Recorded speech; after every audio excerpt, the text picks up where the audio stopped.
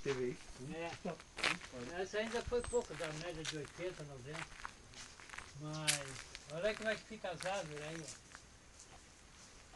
Isso aí dá uma ventania aqui, tu volta mesmo, tu vê uns barulhos no mato aí, é árvore caindo, é isso aqui. Quer dizer, então casa pra gente fazer, ou tem que fazer embaixo no chão, ou num buraco, ou num túnel. Não faz nada pra cima. Conta a história dos pigmeus. O pigmeu tá lá, ó.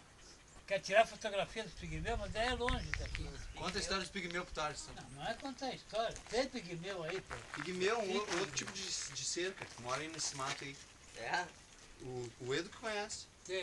Ali, ó, tu indo com essa sanga aqui, mais ou menos uns 150 metros, 200 metros, olha pra cima assim, tem uma caverna ali.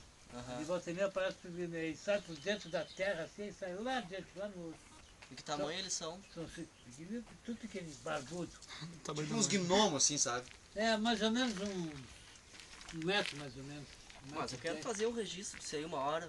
Vou fazer uma filmagem, vou fazer um documentário sobre isso. O Quer ser